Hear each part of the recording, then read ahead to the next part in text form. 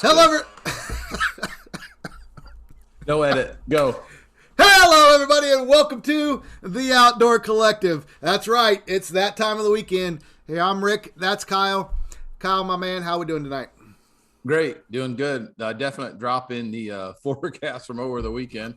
Went from t-shirts and I don't know, some light hiking pants to 17 degrees this morning. So crazy times.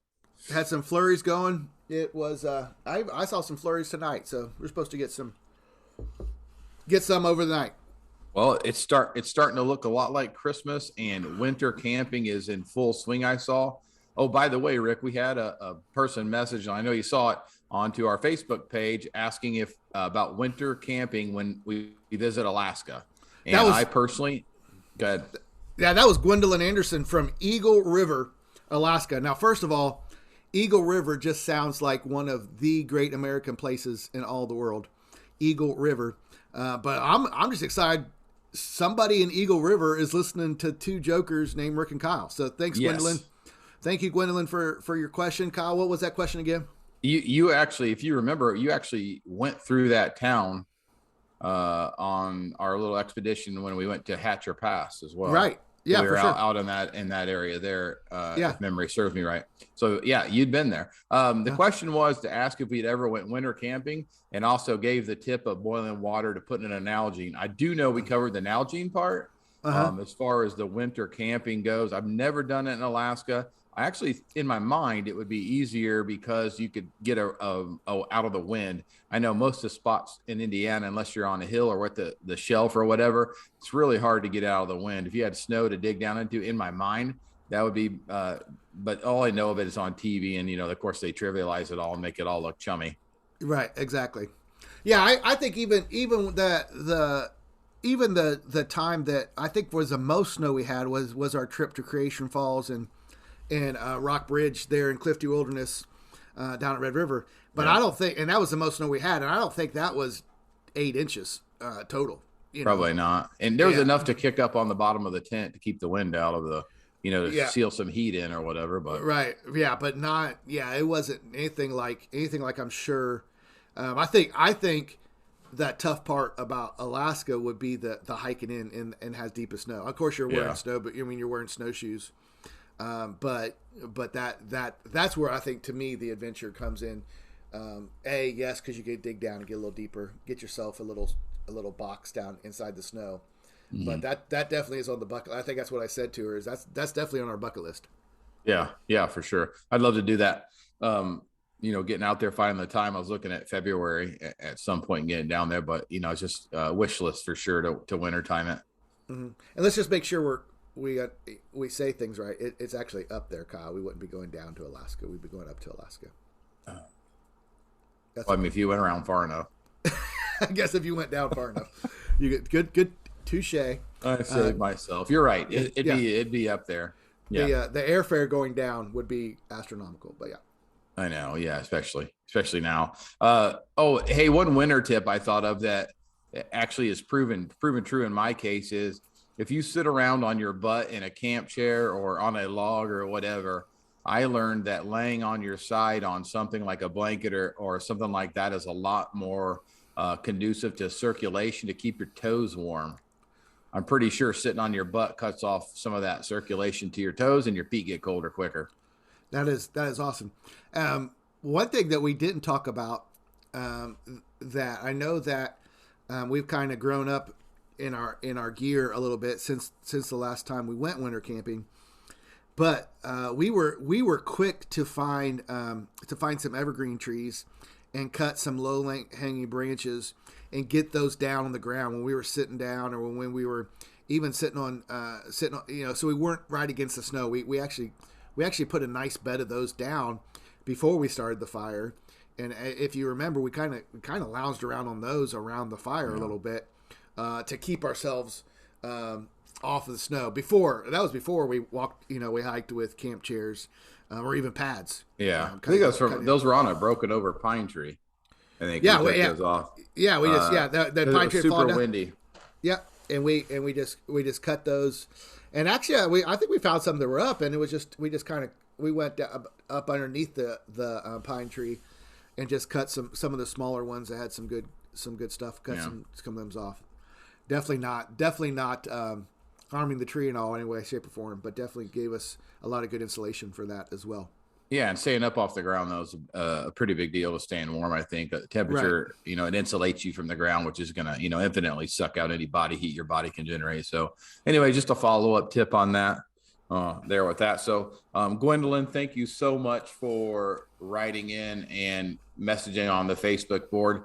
We're going to be super responsive to those as always. So appreciate the questions. Anybody else out there, send them in. We'll answer them right here. Yeah. And even if we don't have an answer, we'll make up an answer on the spot. We've been known to do that. No, I'm just joking. Well, Rick will make up an answer. Just make that up. Rick will make up an answer, and Kyle will go research it and come back the next time. Yeah, I mean, I'll cover it the next episode. The next episode. There you go. Season 3, episode notes from season 2. There you go, for sure. Fixing all Rick's mistakes. That's the next. No. But yeah, so again, like Kyle said, this is about you, and we want your input. So thank you, Gwendolyn. Everybody else, keep liking, keep putting in those reviews, keep sharing. That's why we're here. Thanks a lot. Yeah, and Rick, that this time of year, we're talking about winter, we're talking about camping out. Let's transition over to our next subject that we want to talk about as far as like holiday gift ideas. I don't know about you, but I've probably been the best I've ever been in my life this year. So I know as a fact that Santa is going to reward me with tons of shit tons of camping gear into my house. So I'm just guessing. Yeah, you're the words you use might knock you down a little bit, but Santa cusses, trust me. Santa cusses. Okay, not the Santa that comes to my house, but maybe. Dude, he's got all them elves. I guarantee he has bad days. I can't freaking guarantee it. Says a guy who has several people that works underneath him. That's no. Sure. We're partners at our jobs, man. There we go. So yeah, I mean, what are some gift ideas, Kyle? What's some stuff you've seen out there? I'll tell you what, Facebook does a lot, and if you search things, if you look for things out, it's like, hey, you search for this and looked at for this on this page. Let me show you something similar or something like that. It's always good for that. But What are some things out there? What are maybe some good deals you've seen? Ideas you had? I think the best one-stop shop has been campsaver.com. Somehow I got on their automated text list, but they have a deal of the day for the 12 days of Christmas. And so far, like all the deals I've seen on there, I mean, I don't need another sleeping bag, but other than the sleeping bags, I'm kind of like, I would buy that. And they're at fantastic prices. One of the gifts I'm going to buy on there that I'm not going to mention on here though, but the price on it was like $15.99. It's probably a $40 value. And it's just a great, like, hey, you're a good friend of mine kind of gift. Thank you very much thank you for very much knowing how much you spent on my Christmas gift. So thanks. Yes. You're welcome. Thank you. I'll get you too. You'll get me too. Okay. Thanks. Thank you for that. But, hey, I know, like I think I posted that on our site or on some site that the Solo stoves right now are buy one, get one free. If you're looking for a great little wood burning stove that will, I think what it is, it boils water in less than 10 minutes. If you have really good seasoned hardwood, you can be in the 7-minute mark if you're really pushing it to that thing. There's the Backpacker Light, and then the Titan's the second model up from that. Those things are the Titan's what we need, but the small Backpacker one's really light. The Backpacker Light is the one that I have, and I think the one that you have. I think because you bought one and got one free. But I did. It's about a year ago. It's about a year ago, but I love it. And so those are out there. Solo stove is for sure. If you have a backpacker friend, or you get some gift cards or whatever for some new gear, that's definitely something great to get as well. Anything else out there?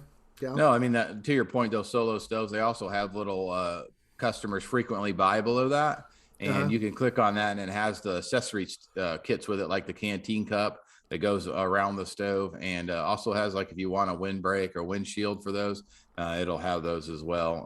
Definitely something to check out with that. I've got those for the backpack stove, and it also comes with a little cup support on there, a little cup stand, so you can raise your cup up off of the actual fire, so it kind of burns around the sides a little bit and adds some more heat to it. It makes it flat out awesome.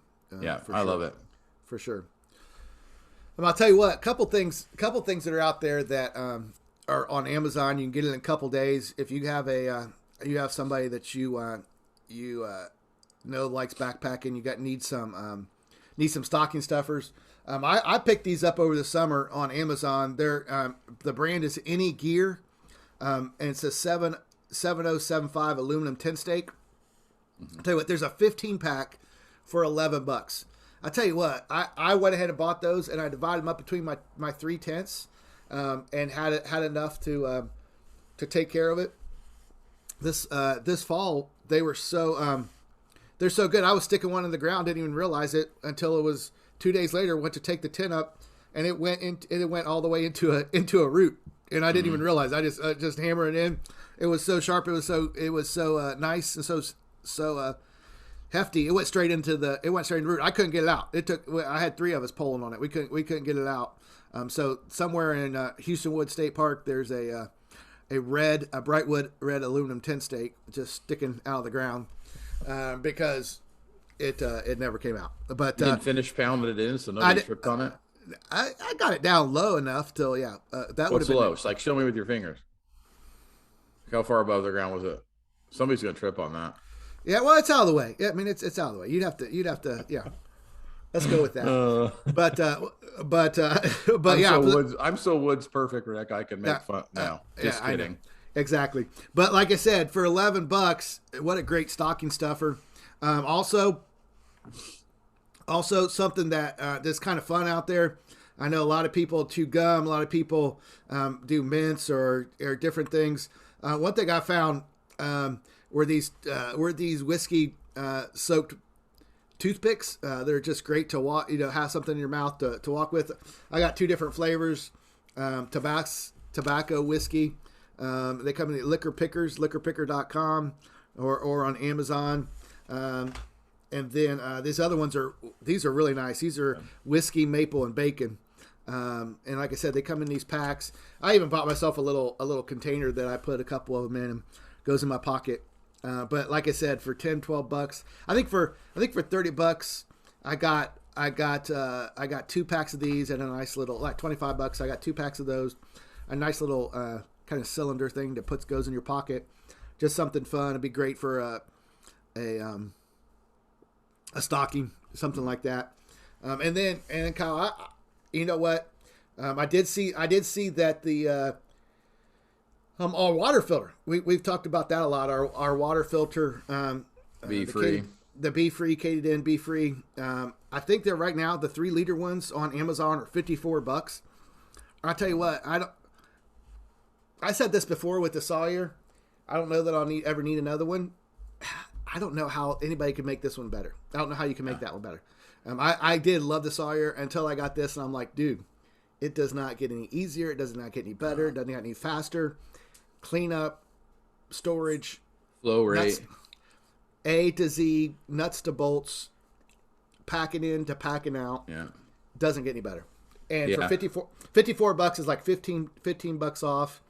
It's a great deal on Amazon. I mean, next time you're at the gas pump, choose between a tank of gas or a water filter. One's going to let you survive.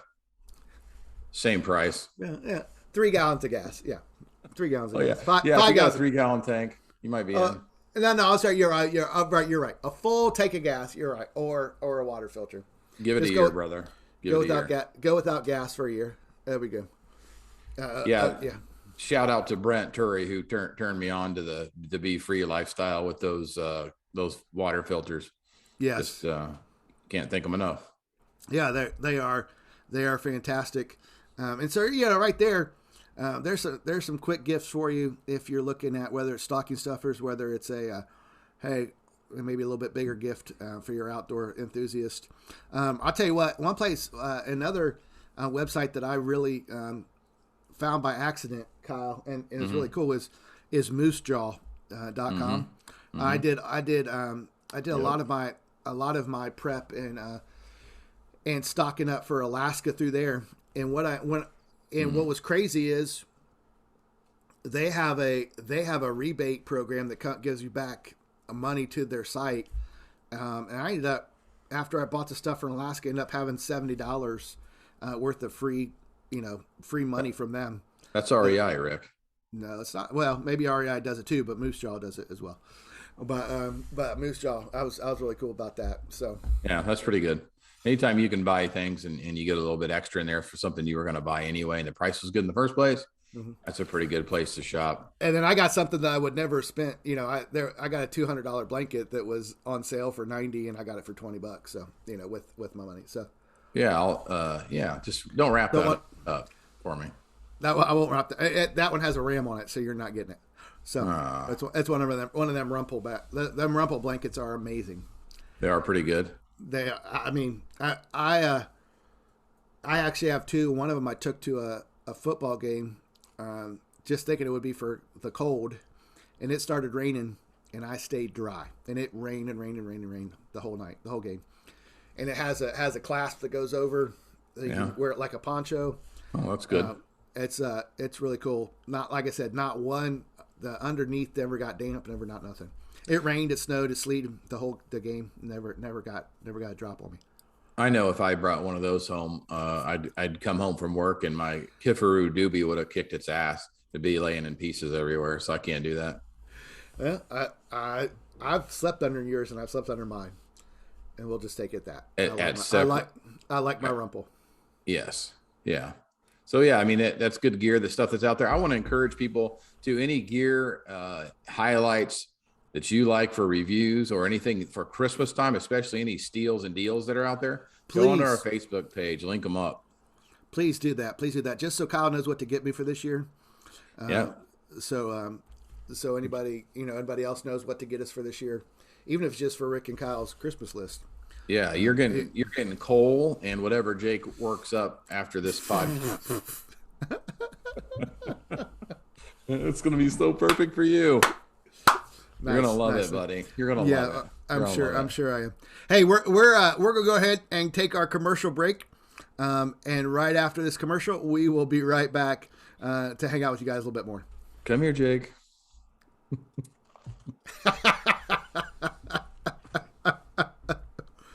Awesome. Welcome. Welcome back, everybody. Thanks for coming back, hanging out with us. We are back after a commercial break. Kyle, like you and I were talking, this time of the year, we talk about winter camping. There's a lot of planning. There's a lot of gear and stuff that goes in it. But for a lot of us, just getting out and going hiking might just seem better. We got a Sunday afternoon. We got a early Saturday morning. Then we got to get to kids' games or something. But we got 4 or 5 hours. Mm-hmm. So I was thinking. One thing, you did a hike this weekend that reminded me, like a lot of times in colder weather, just a quick 3 to 5 mile hike is a chance to get outside to see some really cool stuff. And so first of all, tell us what you did this weekend, and then maybe let's talk about some area hikes that, are quick and easy, give us a chance to get in and get out, maybe go someplace nice to eat or something afterwards. Maybe they're shopping or something close. But what are some good 3 to 6 mile hikes for a halfway decent afternoon in the middle of winter? Well, if you go down to Big Bone Lick State Park, which is I don't know the name of the town in Kentucky, along the Ohio River there. It's Crittenden. Is it Crittenden? Okay. It's close to Crittenden, yeah. Mm-hmm. Yeah. So, so kind of in that tri-state area almost, but a little bit south of there, maybe 35, 45 minutes from Cincinnati? Oh, not that far. Not that far even. Not that far. So you go down there and they have some of the neatest fossils you've ever seen. It used to be the minerals in there, all sorts of animals from, the prehistoric times. They found like a 14-foot long mastodon tusk in the dirt and the mud there. They found giant ground sloth bones, which I didn't really think about those existing in the North American continent, but amazing fossil records there. They found tons and tons and tons of fossils, but you can go down there and they actually have live bison on the property. Now, I've been next to some really big animals like elephants, and bison is the second largest animal I've ever been next to. It could be 6'3" at the hump for the big herd bull down there, and he's 1,900 pounds. Wow. Well, Kyle, didn't you date a girl from Illinois that was number 4 on that list? What was her name? She was 4 through 5. Oh, okay. I'm sorry. No, Rick, come on. I'm sorry. I don't even. Yeah. Okay. So, Okay. I'm sorry. Back to it.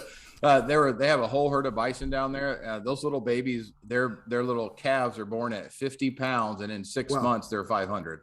Yeah, for sure. So yeah, they grow ridiculously large, but man, they look tasty, I think. They have a nice herd. They have a nice herd there, right?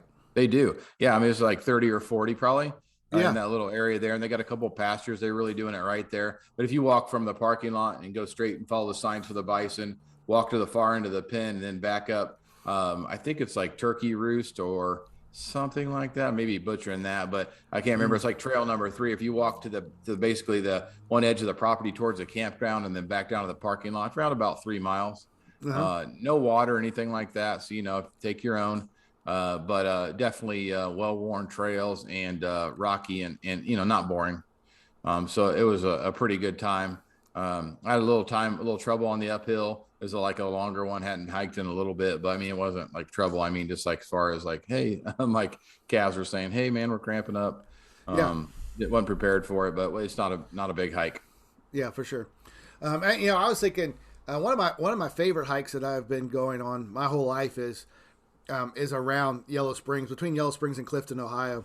Whether it's Glen Helen, whether it's John Bryan State Park, or Clifton Gorge, they're all 3 connected. And I think even if you if you made the loop through all of them, I think maybe you're like 6 or 7 miles. But each of those parks, each of those places have their own parking lot that you could go out and come along. And I tell you what, Clifton Gorge is one of the most beautiful places you'll see in Ohio.